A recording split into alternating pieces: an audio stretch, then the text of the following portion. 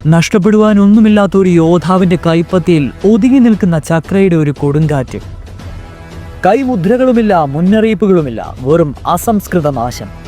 അതാരെയും മുറിക്കുന്നില്ല, അതാരെയും കുത്തുന്നുമില്ല. എന്നാൽ അതിൻ്റെ സ്പർശനത്തിൽ എല്ലാം നാമാവിശേഷമാവുന്നു. ഒരു ഹൊക്കാഗെയുടെ മനസ്സിൽ നിന്ന് ജനിച്ച് ചൈൽഡ് ഓഫ് പ്രൊഫസിയാൽ പരിപൂർണമാക്കപ്പെട്ടത് ഈ ഭ്രമണപഥം കറങ്ങുമ്പോൾ വിധി തന്നെ വിറയ്ക്കുന്നു. ശത്രുക്കളെ ഓർമ്മയിലേക്ക് പറക്കുവാൻ അനുവദിക്കുന്നു. അതെ, സാക്ഷാൽ യെല്ലോ ഫ്ലാഷ് എന്ന് വിളിക്കുന്ന മിനാട്ടോയുടെ കൈകളിൽ നിന്ന് ജനിച്ച് വിധി പോലെ പൊട്ടിത്തെറിക്കുന്ന ഒരു നിശബ്ദ ഗോളം. ഇത് വെറും ഒരു ജുത്സു അല്ല, ഇത് ഇതിഹാസങ്ങളുടെ പൈതൃകമാണ്. ഇതാണ് റസെൻഗാൻ.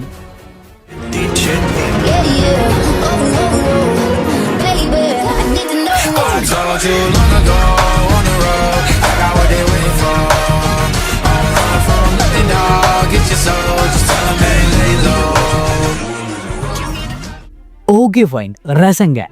എന്താണ് റസെൻഗാൻ? റസെൻഗാൻ എന്ന വാക്കുകൊണ്ട് അർത്ഥമാക്കുന്നത് സ്പൈറലിംഗ് സ്ഫിയർ എന്നാണ്. അതെ, ഇതൊരു ഹൈ ലെവൽ എ റാങ്ക് ഓഫെൻസീവ് ടെക്നിക്കാണ്. ചുരുക്കത്തിൽ പറയുകയാണെങ്കിൽ ഇത് ആവാഹിക്കുന്ന ആളുടെ കയ്യിൽ ഒരു ഹൈലി കണ്ടൻസ്ഡ് സ്ഫിയർ ഓഫ് ചക്ര പോലെ ഇത് കാണപ്പെടും. അതുകൂടാതെ തന്നെ ഇത് ഹാൻഡ് സൈൻസിനെ ഡിപ്പെൻഡ് ചെയ്തല്ല, കംപ്ലീറ്റ്ലി ചക്ര കൺട്രോളിനെ മാത്രം അടിസ്ഥാനമാക്കിക്കൊണ്ടുണ്ടാക്കിയതാണ്. റസെൻഗാന്റെ ഒറിജിൻ പറയുകയാണെങ്കിൽ അത് ഇൻവെന്റ് ചെയ്തിരിക്കുന്നത് none other than the yellow flash. അതെ, ഫോർത്ത് ഹൊക്കാഗെ ആയിട്ടുള്ള മിനാട്ടോ നാമിക്കാസെ ദ ലെജൻഡറി മിനാട്ടോ ആണ് ഇത് കണ്ടുപിടിച്ചത്. നാറൂട്ടോയുടെ ഡേറ്റാ ബുക്ക് അനുസരിച്ച് ഇത് മിനാട്ടോയ്ക്ക് ഇൻസ്പയർ ആകുവാൻ കാരണം ടെയിൽഡ് ബീസ്റ്റ്, അതായത് ടെയിൽഡ് ബീസ്റ്റിന്റെ ആ ഒരു ബോൾ ഉണ്ടല്ലോ, അത് കണ്ടിട്ടാണ്. എന്തിനേയും ആവാഹിച്ച് പൊട്ടിത്തെറിപ്പിക്കുന്ന ടെയിൽഡ് ബീസ്റ്റിന്റെ ആ ബോൾ ടെക്നിക്ക് കണ്ട് ഇൻസ്പയർ ആയിട്ടാണ് മിനാട്ടോ റസെൻഗാൻ ട്രൈ ചെയ്യുന്നത്.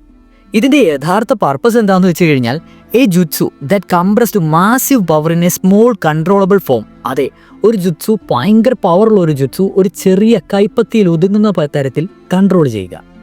മിനാട്ടോ തൻ്റെ നേച്ചർ ട്രാൻസ്ഫോർമേഷൻ വെച്ച് ഇത് പരിപൂർണമായിട്ട് കോമ്പൈൻ ചെയ്യാൻ ഇൻറ്റൻറ്റ് ചെയ്തിരുന്നു. പക്ഷേ അദ്ദേഹത്തിന് അത് പൂർണ്ണമായി സാധിച്ചിരുന്നില്ല.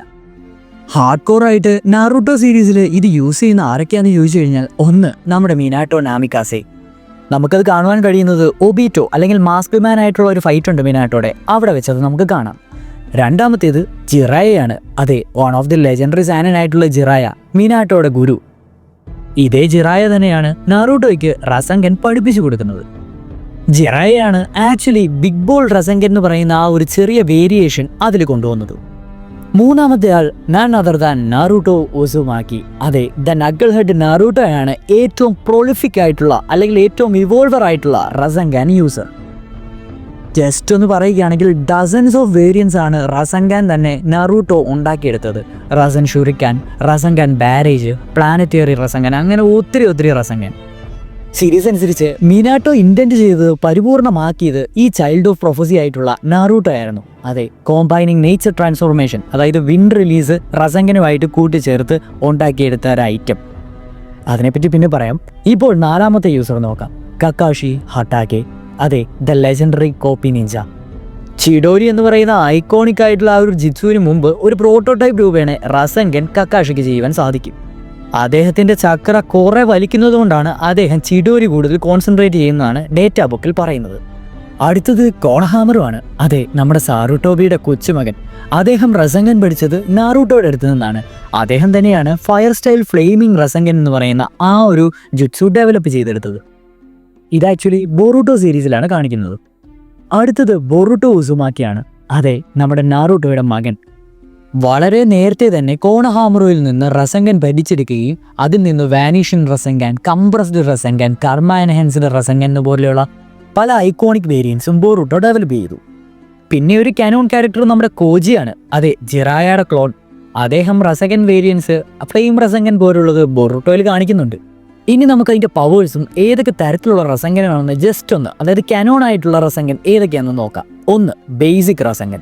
അത് ഒരു ചക്ര ബോൾ കംപ്രസ് ചെയ്തപോലെ തന്നെയായിരിക്കും. പെട്ടെന്ന് അതൊരു പൊട്ടിത്തെറിക്കും. പ്രൊപ്പൽ ചെയ്യുന്ന തരത്തിലുള്ള ഒരു റൊട്ടേഷണൽ ഫോഴ്സ് ഉണ്ടാവും. സൈലൻറ്റ് ബട്ട് ഡിവാസ്റ്റേറ്റിംഗ് എന്ന് പറയാം. പിന്നെ ഇൻറ്റേർണൽ ഡാമേജ് ഭയങ്കരമായിരിക്കും. രണ്ടാമത്തത് ജൈൻറ്റ് റസെൻഗൻ അല്ലെങ്കിൽ ബിഗ് ബോൾ റസെൻഗൻ. ഇത് കുറച്ചുകൂടെ വലുതായിരിക്കും. കുറച്ചുകൂടെ ചക്ര ഹെവി വേർഷൻ ആയിട്ടുള്ള റസെൻഗനാണ് ബിഗ് ബോൾ റസെൻഗൻ. നാറുട്ടോയും ജിറായയും കോണഹാമറും ഒക്കെയാണ് ഇത് യൂസ് ചെയ്തിരിക്കുന്നവരിൽ പ്രമുഖർ. അടുത്തത് റസെൻഗൻ ബാരേജ് ആണ്. അതെ, മൾട്ടിപ്പിൾ ക്ലോൺ ഓരോന്നും ഫോം ചെയ്ത് അത് സ്ട്രൈക്ക് ചെയ്യും റസെൻഗനെ. അടുത്തതാണ് നാറൂട്ടോയുടെ master piece item wind release Rasen ഷുറിക്കൻ.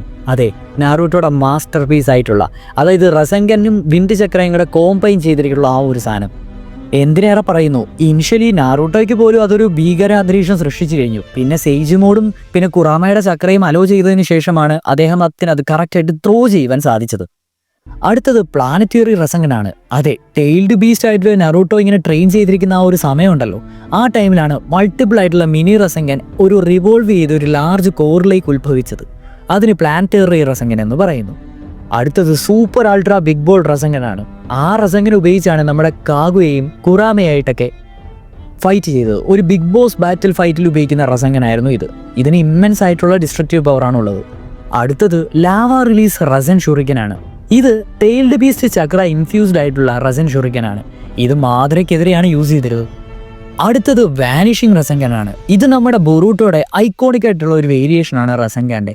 ഇതെന്ത് എന്ന് വെച്ച് കഴിഞ്ഞാൽ പെട്ടെന്ന് മിഡ് എയറിൽ ഡിസപ്പിയർ ആകുകയും ഓൺ കോണ്ടാക്റ്റിൽ അപ്പിയർ ആകുകയും എന്താ പറയേണ്ട, ഓൾമോസ്റ്റ് ഇമ്പോസിബിൾ ടു കൗണ്ടർ എന്ന് തന്നെ പറയാം. അത് പോസിബിളി മിക്സ് ചെയ്തിരിക്കുന്നത് ലൈറ്റ്നിങ് റിലീസ് വെച്ച് തന്നെയായിരിക്കണം. പിന്നെ എല്ലാവർക്കും ഉള്ള ഒരു ഡൗട്ടായിരിക്കും, ചിഡോരി അല്ലെങ്കിൽ റസങ്കൻ ഇതിൽ ഏതാണ് ഏറ്റവും പവർഫുൾ എന്ന്. നമുക്കറിയാലോ, ആദ്യം ചിഡോരി ഡെവലപ്പ് ചെയ്തെടുത്തത് ഈ റസങ്കൻ ട്രൈ ചെയ്തുകൊണ്ടിരുന്നപ്പോഴാണ് കക്കാഷി. സോ റോ പവർ വെച്ച് റസങ്കൻ തന്നെയാണ് ഏറ്റവും മുമ്പിൽ നിൽക്കുന്നത്. എന്നാൽ ഈ റസങ്കനെ ഡിഫെൻഡ് അല്ലെങ്കിൽ കൗണ്ടർ അറ്റാക്ക് ചെയ്യാൻ പറ്റുന്ന ഒന്നാണ് നമ്മുടെ ഈ rotation, defence of rotation. Example പറയുകയാണെങ്കിൽ നമ്മുടെ നെയ്ജിയുടെ ആ ഒരു സാധനമില്ലേ കൈറ്റൺ, അത് വെച്ച് ഇതിനെ ഡിഫെക്റ്റ് ചെയ്യാൻ പറ്റും. പിന്നെയും ഇനിഷ്യൽ റേഞ്ച് ലിമിറ്റേഷനും ഇതിനുണ്ട്. ഒറിജിനലി ക്ലോസ് റേഞ്ച് മാത്രമാണ്, പിന്നെ അല്ലെങ്കിൽ എറിയാൻ പറ്റണം. എറിയണമെങ്കിൽ തന്നെ അതിന് വേറെ കടമ്പകളുണ്ട്. ഇൻസൈൻ ചക്ര വേണം, പിന്നെ സെയ്ജ് മോഡൊക്കെ ആണെന്നും. ഇതൊക്കെ ഇച്ചിരി പാടുള്ള പരിപാടിയാണ്. സോ അതും ഒരു ലിമിറ്റേഷൻ തന്നെയാണെന്ന് പറയാം. ഈവൻ ദോ ഒരാളിത് മാസ്റ്റർ ചെയ്തെങ്കിലും അതിനുപരി ഒരു മാസ്റ്റർ ചെയ്താലോ ഇത്തരത്തിലുള്ള ലിമിറ്റേഷൻസ് ഒക്കെ ഓവർകം ചെയ്യാൻ പറ്റൂ. ഫൈനലി ഒന്ന് സമറൈസ് ചെയ്ത് പറയുകയാണെങ്കിൽ ഈ ഒരു റസങ്കൻ സിംബലൈസ് ചെയ്യുന്നത് എന്താണെന്ന് മിനാട്ടോയോട് ചോദിച്ചാൽ അദ്ദേഹം പറയുന്നത് പീസ്ഫുൾ ആയിട്ടുള്ള പവറാണ്. അതായത് ചിഡോരി ഇൻറ്റൻറ്റ് ടു കില്ലെന്ന് തന്നെ ഉറപ്പിക്കാം, എന്നാൽ ഓവർ പവർ ചെയ്യാൻ മാത്രമാണ്. Not design to kill but to over power. അതുകൊണ്ട് തന്നെ ഇതിനൊരു പീസ്ഫുൾ പവർ എന്നാണ് മിനാട്ടോ വിശേഷിപ്പിച്ചത്. നറൂട്ടോയുടെ സിഗ്നേച്ചർ മൂവ് ആണിത്. എന്നാൽ നറൂട്ടോയുടെ സിഗ്നേച്ചർ ടെക്നിക്ക് അത് ഷാഡോ ക്ലോൺ തന്നെയാണ്. പിന്നെ മിനാട്ടോ ഇത് 3 വർഷമായി ഡെവലപ്പ് ചെയ്യാനെടുത്തത്. ബട്ട് നറൂട്ടോ എത്ര ദിവസമാണ് ഇത് പഠിച്ചെടുത്തതെന്ന് നിങ്ങൾക്ക് പറയാമോ? ജിറായുടെ ആ ഒരു എപ്പിസോഡ്സ് കണ്ടിട്ടുണ്ടെങ്കിൽ നിങ്ങൾക്ക് മനസ്സിലാവും. സോ അത് നിങ്ങൾ കമൻറ്റ് ചെയ്യുക. വേറൊരു ജുറ്റ്സു ക്യാരക്ടർ അനാലിസിസ് ആയിട്ട് നമ്മൾ വീണ്ടും വരുന്നതായിരിക്കും. ഞാൻ എന്തെങ്കിലും പറയാൻ വിട്ടുപോയിട്ടുണ്ടെങ്കിൽ ഒന്ന് ആഡ് ഓൺ ചെയ്ത് കമൻറ്റ് ചെയ്തേക്കെ. അപ്പോൾ പിന്നെ കാണാം.